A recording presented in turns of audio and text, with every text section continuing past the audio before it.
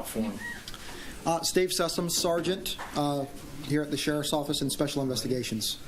Sessoms is S as in Sam, E-S-S-O-M as in Mary, and then an S. Okay, and if you all are ready, I'm ready. Y'all ready? Good. Okay, well, good afternoon. Last Thursday and Friday, we did an undercover detective prostitution sting. It was done in St. Lucie West. 3 deputies, 1 male and 2 females, were used to solicit either prostitutes or Johns. During the operation, 2 female prostitutes were arrested, and they were Autumn Dawn Schaefer and Lindsay Smith, and the pictures are back there for you. Smith was charged with committing prostitution, and this was Schaefer's 3rd arrest, and she was charged with felony procurement of prostitution for lewd act.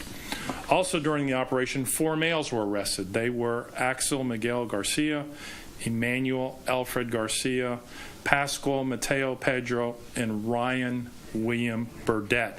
And those pictures are back there. Each of those gentlemen were charged with purchase of prostitutional services.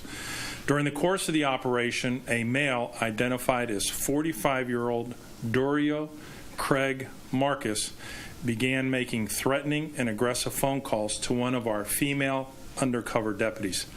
He stated that he owned an escort service with 15 other girls working for him and promised our undercover detective more money, better clients, and better living conditions if she would go to work for him. These are all things that are done to try and lure girls into a submissive and oppressive mindset. As the calls continued, they became more aggressive and threatening in nature. He told her that when he met her, he was going to punch her in the face and then make her his girlfriend. Our detective set up a controlled meeting between the male and our undercover deputies where he was intercepted and placed under arrest. He was later booked into the St. Lucie County Jail on a $100,000 bond. His prior arrests include robbery, armed sexual battery, stalking, false imprisonment, and deriving proceeds from prostitution in both St. Lucie County and Broward counties. And this is the type of criminal element we are targeting when we do these prostitution stings. Many times people are very critical of us putting the manpower forth to work on prostitution because it's not a big crime in their eyes. But all of the collateral crimes that are associated with prostitution is very big, especially to the families who lose daughters to this type of activity. This gentleman, or this subject, preys on women who are trapped in addictions and exploits them for his own personal gain, knowing full well they have no recourse but to comply. And what we're asking today, if there are other women out there associated with him that have been victimized by Dario Marcus, please call our Special Investigation Unit at 462-3300. We would love to hear from them. And as you all are aware, there's already a gentleman out front that feels his daughter was associated with this activity, and she died from a heroin overdose. So that's the crimes that we're trying to address and solve when we do these prostitution stings. And with that, Sergeant Sessions, he was the head of the investigation Thursday and or Friday and Saturday nights, and he'll answer any questions that you might have. How does he work? How does he do it? She's a woman and she's already a prostitute, and he approaches her, or does he find them? And the impression I'm getting is he looks at the social media ads where stuff like this occurs for escorts, body rubs, and then he will look at different ones and then call them, and that's how he preys on them and tries to recruit the people he called.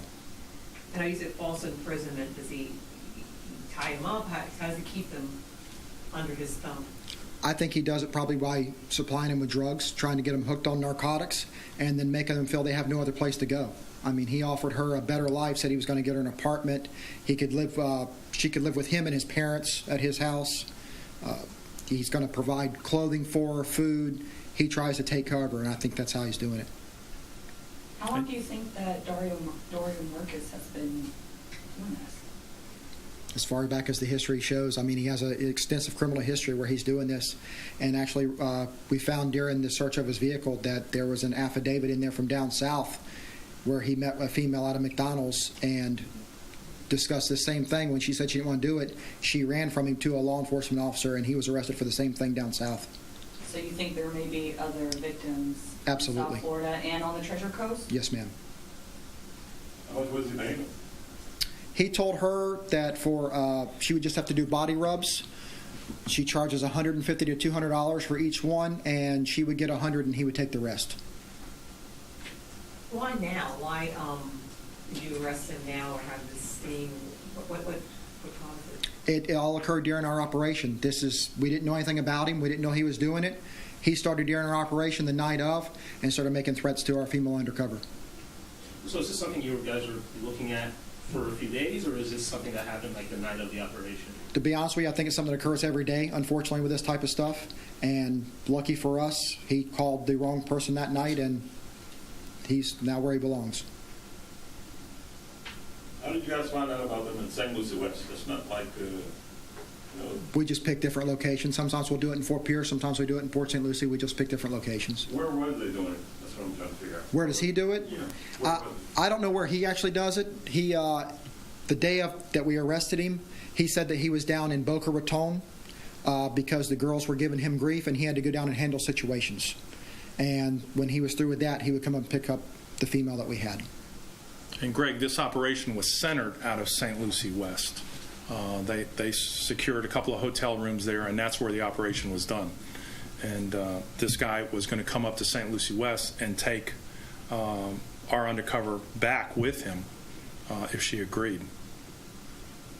So.